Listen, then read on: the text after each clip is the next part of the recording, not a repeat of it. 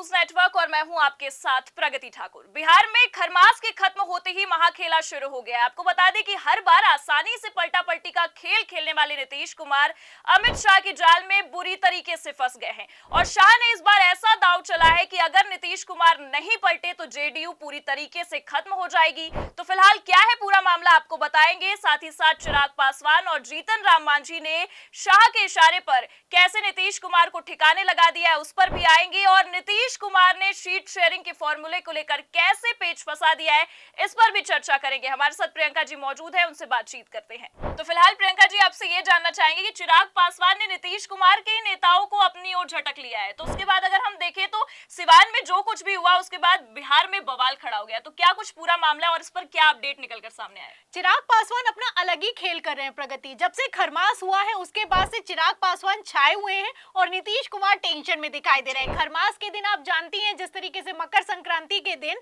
दही चूड़े के आयोजन पर चिराग पासवान ने नीतीश कुमार को बुलाया और खुद ही गायब हो गए। उसके बाद से ही समझ में आ गया था कि आखिर कैसे अमित शाह के इशारे पर चिराग पासवान खेला करने की कोशिश कर रहे हैं। आपको बता दूं इसी को लेकर वरिष्ठ पत्रकार अभय दुबे का बयान भी निकलकर सामने आया है। उन्होंने साफ कह दिया है कि नीतीश कुमार की पार्टी भी तोड़ी जाएगी अगर वो पलटे, और अगर चिराग पासवान ने भी किसी तरह का खेला करने की कोशिश की तो उनकी भी पार्टी तोड़ने की पूरी तैयारी कर ली गई है।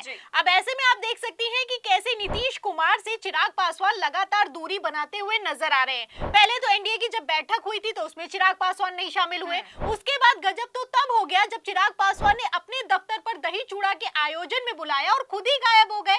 बेचारे नीतीश कुमार भी इतना बेइज्जत हुए कि नेताओं के रोकने के बावजूद उस कार्यक्रम में नहीं रुके और रामविलास पासवान की तस्वीर पर फूल चढ़ाकर आगे बढ़ते हुए वहां से निकल गए। तस्वीरें हमने अपने दर्शकों को दिखाई और खबर से भी अपडेट किया। फिलहाल अब इसको लेकर अपडेट ये निकल कर सामने आ रही है, बिग ब्रेकिंग ये निकल कर सामने आ रही है कि नीतीश कुमार के साथ जिन नेताओं की डील चल रही थी उन नेताओं को चिराग पासवान ने झटक लिया है। आपको बता दें बाकायदा कार्यक्रम का आयोजन किया गया है और इस कार्यक्रम में खुद चिराग पासवान शामिल हुए हैं और सिवान में ये कार्यक्रम हुआ है और इस कार्यक्रम के अंतर्गत जो आयूब खान है और रईस खान है वो और चिराग पासवान की पार्टी में शामिल हो गए हैं। इन दो नेताओं की अगर मैं बात करूं तो ये बाहुबली नेता हैं, अच्छी खासी पैठ है इनकी। तो बिहार चुनावों के पहले चिराग पासवान कैसे जेडीयू को कमजोर और खुद को मजबूत करने की कोशिश कर रहे हैं आप समझ सकती हैं। और सबसे बड़ी बात यहाँ पर यह है, पेच यहाँ पर आकर फंस जाता है कि ये जो दो नेता हैं, ये जो बाहुबली हैं, इनकी डील नीतीश कुमार से चल रही थी, जेडीयू के नेताओं के संपर्क में थे, लेकिन अचानक से चिराग पासवान की पार्टी में शामिल हो गए। अब इसके बाद से बिहार में बवाल इस बात को लेकर खड़ा हो गया है कि आखिर चिराग पासवान ने नीतीश कुमार के साथ इतना बड़ा धोखा किया क्यों है। फिलहाल नीतीश कुमार के साथ जो हो रहा है इसमें अकेले चिराग पासवान खेला नहीं कर रहे हैं। खबर निकलकर सामने आई है, इंटरनल रिपोर्ट निकलकर सामने आई है कि पीछे से भारतीय जनता पार्टी सपोर्ट कर रही है और इसी सपोर्ट के चलते चिराग पासवान बड़ा खेला करने की तैयारी में है। तो फिलहाल प्रियंका जी अगर हम देखें तो चिराग पासवान भी यहाँ पर पेच फंसाते हुए नजर आ रहे हैं और ये भी कहा जा रहा है कि हो सकता है कि शाह के इशारे पर ही ऐसा दाव उन्होंने चला हो। और दूसरी ओर यहाँ पर एक चीज और देखी जा रही है कि एक तरफ तो चिराग पासवान है, दूसरी ओर जीतन राम मांझी भी पेच फंसा रहे हैं, तो दोनों ओर से खोखला करने की कोशिश की जा रही है और बिहार में शीट शेयरिंग के फॉर्मूले को लेकर भी पेच फंस रहा है। बहुत बड़ी बात है प्रगति और बहुत अच्छा सवाल है आपका। जेडीयू को अंदर ही अंदर कैसे खोखला कर रहे हैं जितिन राम मांझी और चिराग पासवान, ये अपने आप में देखना दिलचस्प है। यहाँ पर मैं आपको बता दूं अगर एनडीए गठबंधन की बात की जाए तो भारतीय जनता पार्टी भी कम सीटों पर चुनाव नहीं लड़ेगी, जाहिर सी बात है, और 122 सीटों की डिमांड नीतीश कुमार ने कर दी है। आपको बता दें इंटरनल रिपोर्ट निकलकर सामने आ रही है कि नीतीश कुमार 122 सीटों को लेकर अड़ गए हैं, क्योंकि 2020 के विधानसभा चुनावों की अगर बात की जाए तो नीतीश कुमार ने जब भारतीय जनता पार्टी के साथ गठबंधन में चुनाव लड़ा था तो जेडीयू ने 122 सीटों पर चुनाव लड़ा था, वहीं भारतीय जनता पार्टी ने 121 सीटों पर चुनाव लड़ा था। 121 सीटें बीजेपी के खेमे में गई थी। टोटल सीटें यहां पर होती हैं 243। ऐसे में आप देख सकती हैं कि पहले तो बंटवारा हो गया था बराबरी का, लेकिन अब जितिन राम मांझी भी हैं, चिराग पासवान भी हैं और सबसे बड़ी बात यहां पर यह है कि जितिन राम मांझी बड़ा खेला कर रहे हैं। जितिन राम मांझी का बयान निकलकर सामने आया है कि हमें तो 20 सीटें चाहिए और हमारे पार्टी वाले तो कह रहे हैं कि हमें 40 सीटों पर चुनाव लड़ना चाहिए, लेकिन मैं 20 सीटों पर संतुष्ट हूं, 20 सीटें मुझे दे दी जाएं। इस पर जब पत्रकार पलटकर जितिन राम मांझी से सवाल भी करता है कि क्या भारतीय जनता जनता पार्टी आपको 20 सीटें दे देगी, तो कहते हैं कि बीजेपी दे देगी और नीतीश कुमार भी दे देंगे। तो आप देख सकती हैं कि कैसे नीतीश कुमार पर दबाव बनाया जा रहा है। इसके पीछे भी खेला भारतीय जनता पार्टी कर रही है। अमित शाह की चाणक्य नीति चल रही है। आपको बता दें कि नीतीश कुमार पर दबाव बनाया जा रहा है कि अब तो जितिन राम मांझी भी 20 सीटें मांग रहे हैं, तो हम आपको कैसे 122 सीटें दे सकते हैं। तो आप ऐसे देख सकती हैं कि हर तरफ से खेल को फंसाने की कोशिश की जा रही है, लेकिन फिलहाल नीतीश कुमार मानने के लिए तैयार नहीं दिखाई दे रहे हैं। आपको बता दूं, जितने भी चुनाव है, बिहार के लोकसभा चुनाव हो चाहे वो विधानसभा चुनाव हो, जेडीयू की सीटें लगातार घटती जा रही हैं, लेकिन जेडीयू ने कभी भी कम सीटों पर चुनाव नहीं लड़ा है। 2020 के विधानसभा चुनाव में आप देख सकती हैं कि भारतीय जनता पार्टी के साथ बराबरी का मुकाबला किया था और अब भी वही करना चाहते हैं। कुछ सीटों का गणित मैं आपको दिखा भी देती हूं कि कैसे नीतीश कुमार हर बार अपनी बात मनवा कर मानते हैं। 2015 की अगर बात की जाए तो आरजेडी के साथ गठबंधन में थे नीतीश कुमार, तब जो सीटों का बंटवारा हुआ था वो हुआ था 101-101। इसमें आप देख सकती हैं कि आरजेडी ने 80 और जेडीयू ने 71 सीटें जीती। वैसे ही नीतीश कुमार को समझ में आ गया कि आरजेडी से गठबंधन करने का मतलब ये है कि जेडीयू कमजोर होगी, तो 2017 में आरजेडी का साथ छोड़कर एनडीए गठबंधन में आ गए। जब एनडीए के गठबंधन में आ गए तो 2019 के लोकसभा चुनावों में आप देख सकती हैं कि भारतीय जनता पार्टी के साथ कांटे की टक्कर की है। 17 सीटों पर दोनों ने चुनाव लड़ा है। इसमें आप देख सकती हैं कि भारतीय जनता पार्टी ने टोटल 17 सीटें जीत ली हैं 2019 के लोकसभा चुनावों में। वहीं जेडीयू की अगर बात की जाए तो जेडीयू को 16 सीटें मिली हैं, एक सीट पर ये लोग हार गए थे। फिर उसके बाद इन्होंने फिर से साथ छोड़ दिया। फिर आप जानती हैं कि किस तरीके से 2020 का विधानसभा चुनाव हुआ।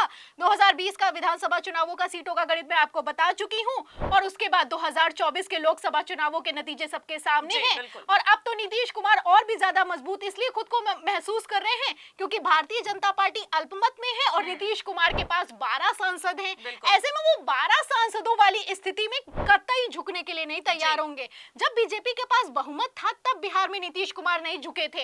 अब तो अल्पमत में है भारतीय जनता पार्टी, तो नीतीश कुमार को झुका पाना या फिर कि मना पाना या फिर कि जितिन राम मांझी और चिराग पासवान के जरिए खेल कर पाना भारतीय जनता पार्टी के लिए मुश्किल दिखाई दे रहा है। बिल्कुल, और ऐसा कह भी सकते हैं क्योंकि इस वक्त जो बैसाखी के सहारे केंद्र की सत्ता टिकी है उसमें नीतीश कुमार सबसे महत्वपूर्ण भूमिका में है। लेकिन ये भी कहा जा रहा है यहाँ पे प्रियंका जी, और जैसे कि हमने बातचीत भी की कि अगर नीतीश कुमार अब नहीं पलटे तो जेडीयू पूरी तरह से खत्म हो जाएगी। इसकी चर्चाएं भी काफी तेज है। चर्चाएं इसलिए तेज है क्योंकि नीतीश कुमार की हालत कितनी खराब है वो मीटिंग में दिखाई दे रहा है। तस्वीरें आप देख भी सकती हैं कि किस तरीके से नीतीश कुमार बेचारे हाई टेंशन में दिखाई दे रहे हैं। नीतीश कुमार को ये अच्छे समझ में आ गया कि भारतीय जनता पार्टी क्या करना चाहती है। देखिए, भारतीय जनता पार्टी क्या करना चाह रही है वो भी लगातार संकेत दे रही है।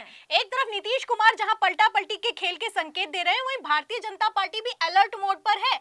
आप समझ सकती हैं, नीतीश कुमार जब दिल्ली गए थे तो प्रधानमंत्री नरेंद्र मोदी के साथ मीटिंग नहीं हुई, तभी समझ में आ गया था कि पेंच फंस गया है। और उसके बाद गृह मंत्री अमित शाह को लेकर खबर निकलकर सामने आई कि 5 से 6 जनवरी को बिहार आ सकते हैं, वो भी दौरा कैंसिल हो गया। तो बीजेपी आला कमान से नीतीश कुमार की किसी तरह की कोई मीटिंग हो नहीं पा रही है।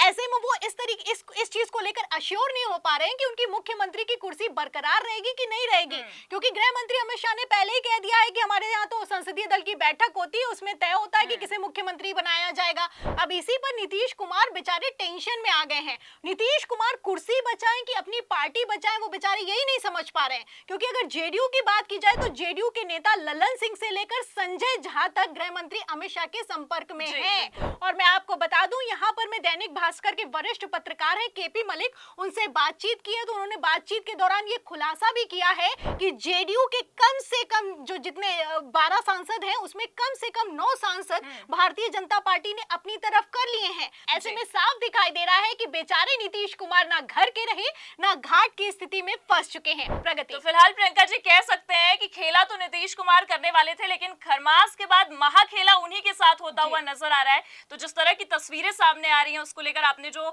अपडेट्स बताए उसके लिए बहुत बहुत शुक्रिया हमारे साथ जुड़ने के लिए। तो फिलहाल आप देख सकते हैं कि किस तरह से चिराग पासवान और जीतन राम मांझी इस वक्त नीतीश कुमार के साथ ही खेला करते हुए नजर आ रहे हैं, और वो भी अमित शाह के इशारे पर। तो ये जो पूरी तस्वीर है उसे लेकर इतना तो साफ है कि इस वक्त बिहार की सियासत में असली जो खेल है वो नीतीश कुमार के साथ ही हो रहा है, और पूरा का पूरा खेल इस वक्त शाह वर्सेस नीतीश हो चुका है। तो इस मामले को लेकर आपकी क्या राय है, कमेंट करके जरूर बताइए। बातचीत कैसी लगी हमारी, इस पर भी अपनी राय जरूर दीजिए और देखते रहिए 4PM न्यूज नेटवर्क। नमस्कार।